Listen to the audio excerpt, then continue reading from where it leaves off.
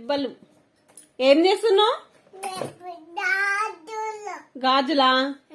నువ్వెందుకు వేసుకుంటున్నావు? నువ్వు బాయ్వి కదా. నువ్వు బాయ్వి కదా. అబ్బాయిలు గాజులు వేసుకుంటారా ఎక్కడైనా? రోజుకు నువ్వు ఇట్లా వేస్తే ఎట్లా చెప్పు? అమ్మాయిలు వేసుకుంటారు కుషక్క సోటోళ్ళు. నువ్వు వేసుకోకూడదు. ఇవన్నీ ఎందుకు కింద పోసినావు?